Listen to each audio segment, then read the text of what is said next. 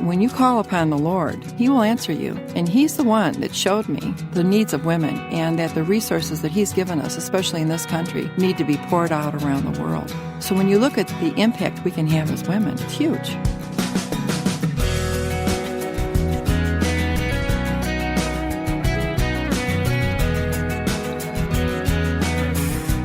Welcome to this week's edition of First Person. I'm Wayne Shepherd, and our guest this week is the founder of an organization that seeks to come to the aid of women and children in Africa. We'll talk with Vicky Wauterlek today. But just before I introduce you to Vicky, I want to encourage you to take a moment and visit our website, firstpersoninterview.com. There you can follow links to learn more about today's guest and all that's being done to provide help in several African nations. Plus, there's a calendar of guests and topics coming up in the weeks ahead and an audio archive of every interview that you can hear on First Person. Once again, we're found at firstpersoninterview.com. Vicky Wauterlek and those who volunteer with her at Hands of Hope work to raise community awareness and provide resources to women and children that offer education, address health concerns, and provide the tools and resources for women to be economically self-sustaining. They open doors of opportunity for health and development that otherwise are not available. And I invited Vicky to sit down in the studio with me and tell me her story. I was the director of women's ministries in our local church, the Village Church of Barrington. And I was driven by the feeling that women could do so much more than really what we were challenged to do. So a few months after I took the position, we went to Nigeria to visit a doctor who grew up in Barrington, who was on a mission trip with her husband, who was also a doctor. And she was doing the surgical repair of young women who had been married off as young as 11 and then impregnated. And then through the birthing process of trying to deliver a baby when your body hasn't really developed enough to do so, the girls would either die, they would deliver a dead baby, but as a result of that, they would leak urine or fecal matter. Sometimes they were paralyzed. And in the context of African village life, the value of a woman is her ability to bear children and to raise children. So now this woman has no value, and they are outcasts. And there are estimates that in Nigeria at the time that I went, there were 250,000 women roaming around in the fields with this condition. So that's what we went to see. And when you saw it, I mean, your heart goes out to them, but did you feel called or moved in any way to be a solution to any of that? Well, when I saw it, and I saw these beautiful young girls, I immediately thought about, this could be my daughter. And then something clicked inside of me, and a bit of an outrage that we could live life in the United States and not be aware of these issues. And I thought, I'm going back, and I'm going to tell women in our community what is going on, and I had confidence that the women in our community would want to do something. Did they? They did. Not everybody, but the ones that did were passionate about it, and we didn't know what we were doing, but we just kept going anyway, and eventually we figured out what to do. And what were some of the first things that you did in response? The first thing we did after we began to tell the women and decide to do something is we had an event. And we didn't really know what to do, but we just did it with a lot of enthusiasm and passion. And after our first event, we had raised $70,000, and people were amazed. And so we built a 50-bed hostel at the clinic where these women were being operated on. And then eventually we also raised funds for some vocational training for the girls that were repaired that could do something with their lives. Take me to those trips. I'm sure you've had many trips since that time, but talk to me about those trips and what you learn, and tell me about the people that you meet and the needs that are there. It's been a journey. We really didn't know what to expect, and I liken it to understanding poverty and some of these issues to an onion that you have to peel. You get one layer off, and you find something else, and then you take that layer off, and we're still peeling. For example, one layer of the onion was when we were in Zambia, and we had a Jatropha project, which is a plant that produces biofuel. and the people in the village had made little bars of soap. And they brought a little pan over and a little bar of soap and a rag. And they were showing me how they scrub the rag with the soap and how they clean it. And I thought, well, yeah, I know how to do. We all know how to do that. And then I realized this is the first time they've had soap. Wow. And so the layers of poverty there are like that. They're stunning. You're still helping these young women today, but it's gone far beyond that, hasn't it? Tell me about some of the other things that you're doing. Well, we went from Nigeria, and we were about 4 years off of the Rwandan genocide, and Nigeria was an awakening. And so I thought, well, what else is going on here? What have we missed? What have I slept through? What did I watch on the news and then turn the TV off and went up to bed to have a sound sleep? What's really going on? And so we went to Rwanda, and there we visited with women who had been used as weapons of war and left for dead, who had survived, now had, because of gang rapes, were dying from AIDS. We saw extreme poverty. We met with a group of women, about 200 women that had gathered, who were desperate for food for the day and would do anything. They'd sell themselves. They'd do whatever it would take to feed their children. And so we were stunned by it and learned the value of microfinance loans and how a small loan to a woman that has no resources at all could change her life. And what do they do with the money? And are we talking a few dollars, a few $100s? What's a typical microfinance? $50. $50. A $50 And what loan. does that enable them to do? Start a business. What, sowing? Help them buy seeds so they can Plant grow a garden. tomatoes Yeah. and sell tomatoes at the market. We went to Rwanda with World Relief, and that was where I was really introduced to microfinance loans. We met with a group of women in Rwangari. They had suffered greatly because of the genocide. They had fallen out of favor with the president before the genocide, and so these were the desperate women. And when we saw their desperation, our group really pressured World Relief to find a way to feed them for 3 months until we could go back and have another fundraising event. And then World Relief had a matching grant with USAID for $50,000 for AIDS education. They had a 12-for-1 grant. And for a microfinance loan, they had a 4-for-1 grant. We went home, raised $100,000, and tripped off $800,000 to go in and help those women. Mm-hmm. We came back 3 years later, and it was a totally different scene. The women had their hair braided. They had cell phones. They sashayed in. They were business women. One woman was seamstress. She had 5 or 6 women working for her. They were making wedding dresses. Another lady was flying to Germany to buy leather goods and bringing it back. I was amazed. But the best thing was I was able to tell them that 3 years ago we came and saw them and saw the crisis. And we went back and I told the women in our community, and we raised funds so that they could have these microfinance loans. And that way they knew that there were people in another part of the world that cared about them, that felt their pain enough to go into action to do something. Mm-hmm. And it really brought us together. At what point did you decide to start Hands of Hope? Immediately. With our first fundraising efforts, we had to form a 501c3. I mean, we were moving so fast. So we formed Hands of Hope immediately so that we could raise funds. But that's no small task.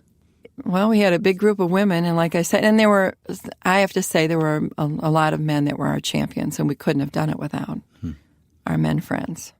We were driven by passion, and we did what it would take. We weren't going to stop. And when I went into women's ministries, I thought, okay, how far can we go? Well, maybe we're not challenged enough in our local churches, or maybe we're not encouraged enough by one another. I did learn a couple of things on this path, and one of them is that whatever you believe about a woman's role in the church, God has called women to minister to women and children. That is 3/4 of the world. And God showed me this himself. I mean, I don't want to sound, flaky, but when you call upon the Lord, he will answer you. And he's the one that showed me the needs of women and that the resources that he's given us, especially in this country, need to be poured out around the world. And so when you look at the impact we can have as women, it's huge. More from today's guest, Vicky Wauterlek, and Hands of Hope, coming up on this edition of First Person.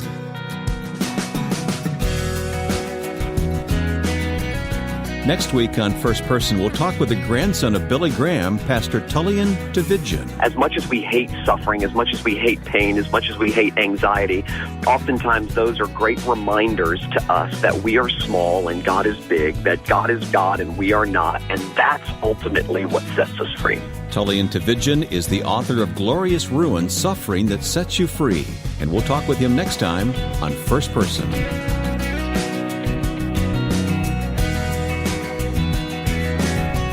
Let's continue today's conversation with Vicky Wauterlek of Hands of Hope, which has been around for about 13 years.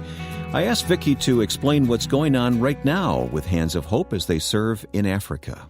Well, after about 5 years of working on projects and sort of on this journey, we went from Rwanda, did some work in Burundi, funded some microfinances and loans in Congo, and then I met the First Lady of Uganda.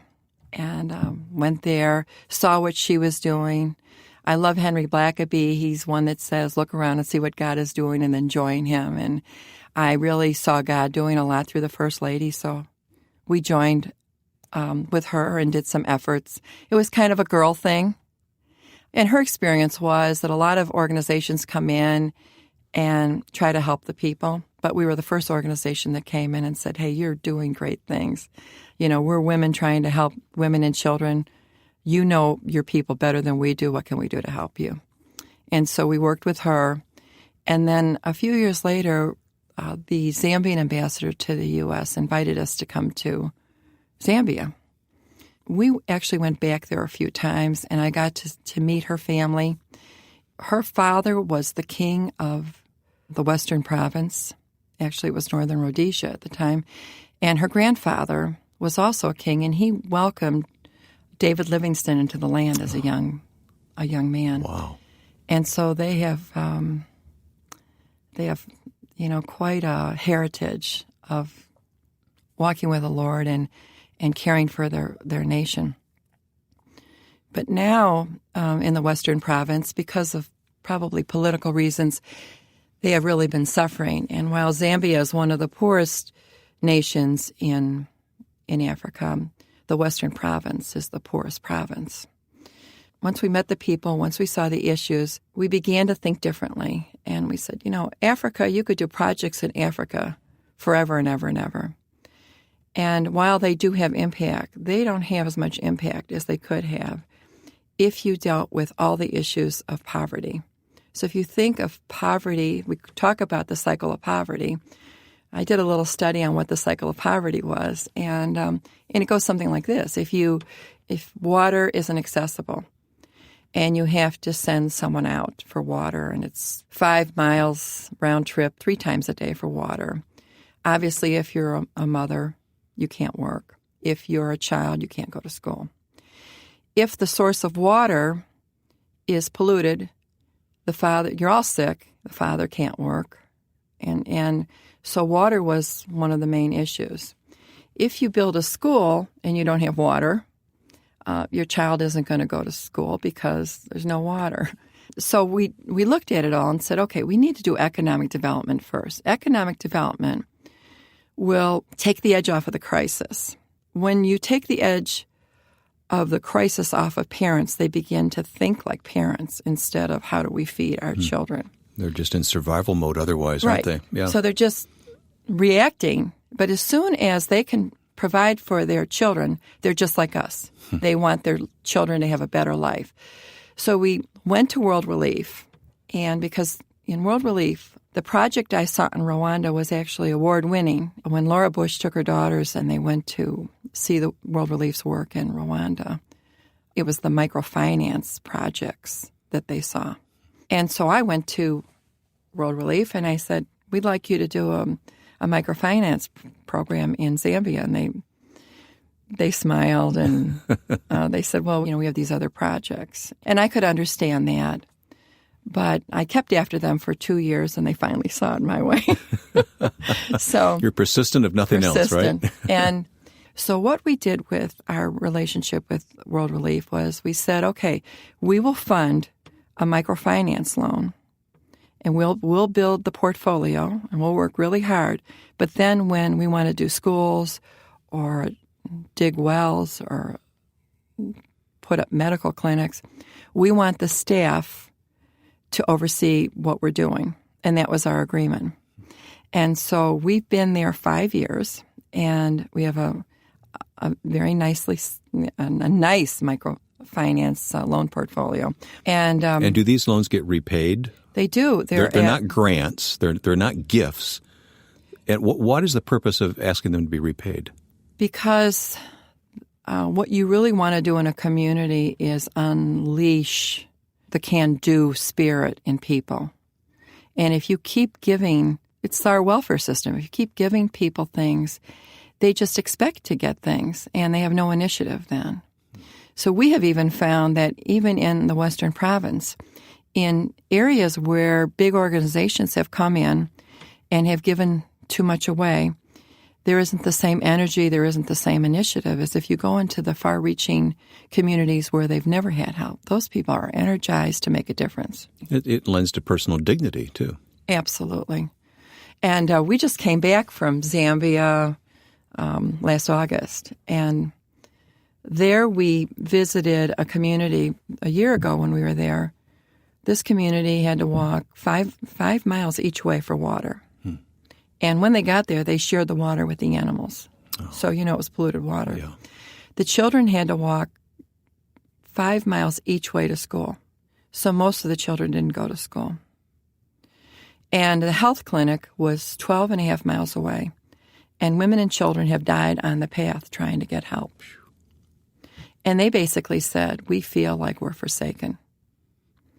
Well, we put in 4 wells in the community. We mobilized the men of the community to make bricks with a diesel-run brick-making machine that we purchased. And this past August, we dedicated a new school and a medical clinic. And the community was wild.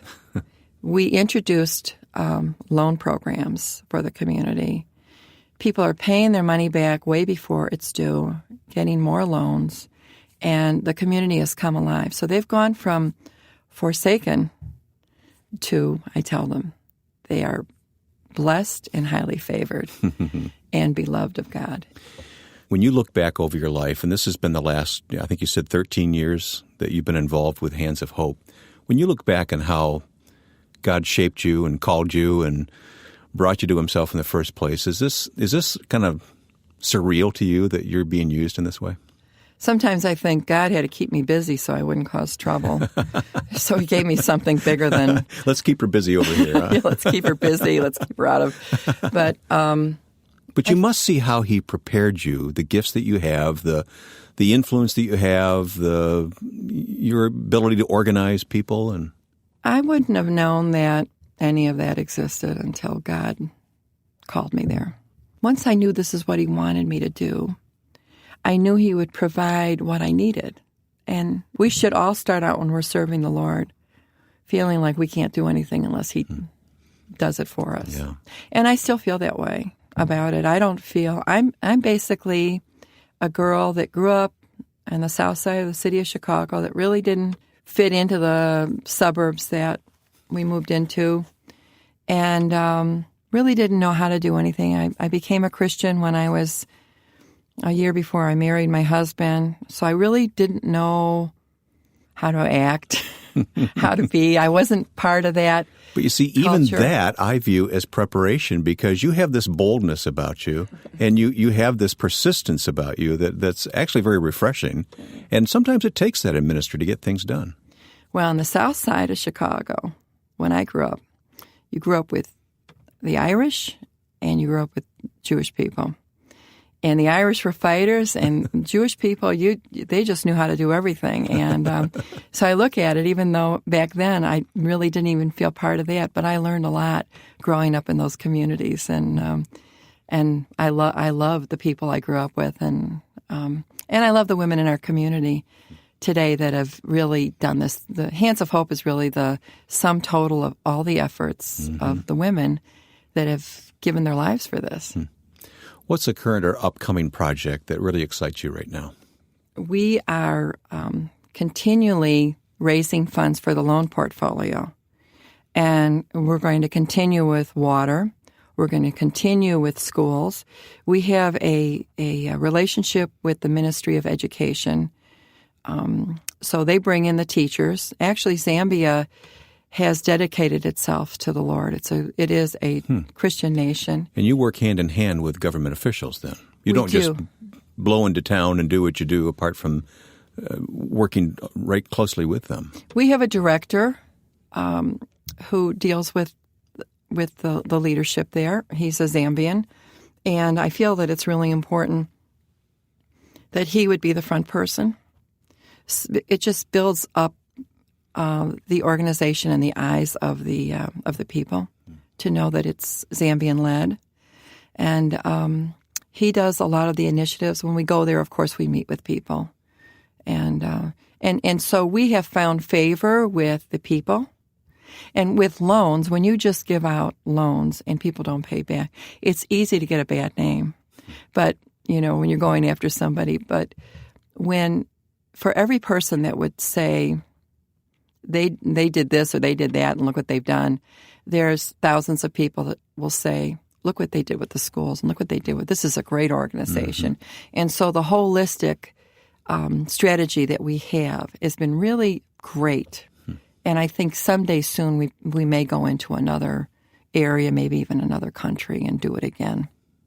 You love doing this, don't you? I do. I love it. It's perfect for me. I don't know why, but it is.